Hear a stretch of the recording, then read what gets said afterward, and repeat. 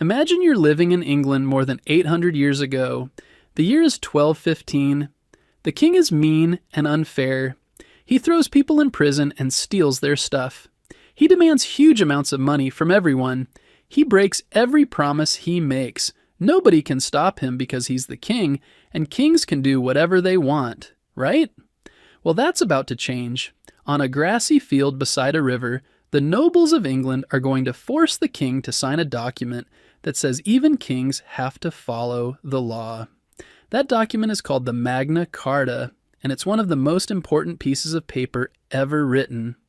Let's talk about King John. He became King of England in 1199 when his older brother, King Richard the Lionheart, died. King John had a terrible temper and was really cruel.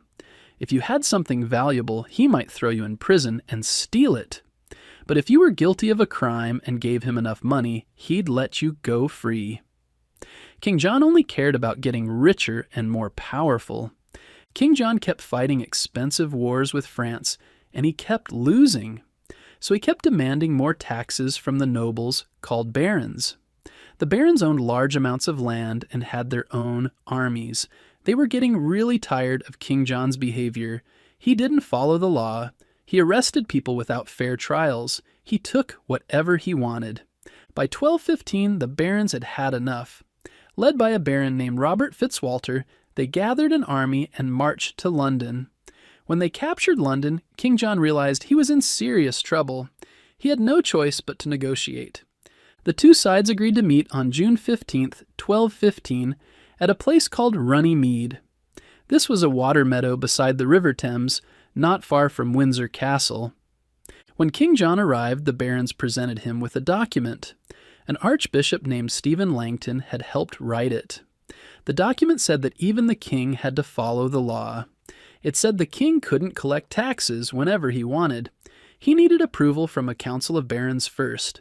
It said that people couldn't be arrested without a fair trial. These were revolutionary ideas.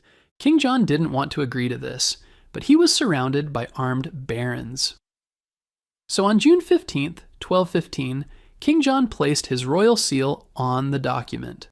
Most documents back then were sealed with wax instead of being signed. That document became known as the Magna Carta, which is Latin for Great Charter.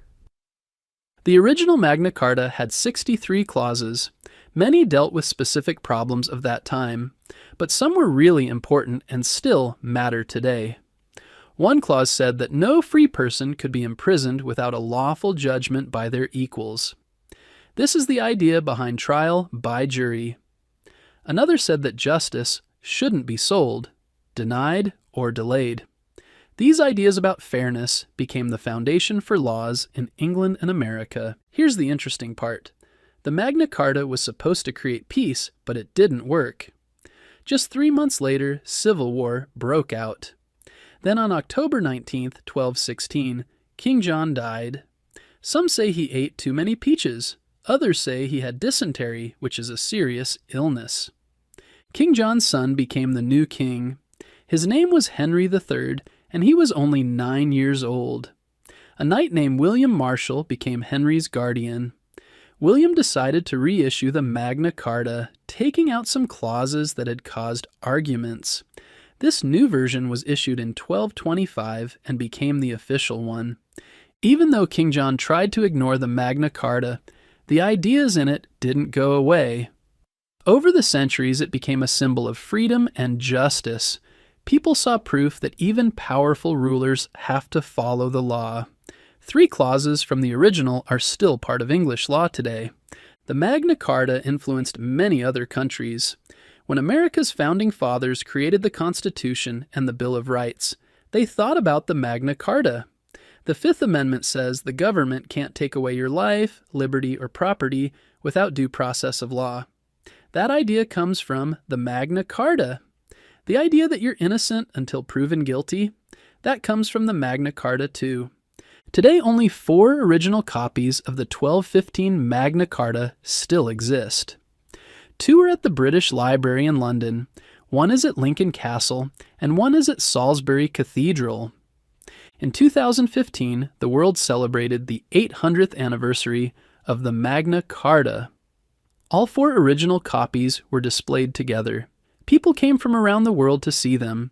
Even though the writing is in Latin and the parchment is old and faded, these documents represent something powerful. They represent the idea that freedom and justice matter.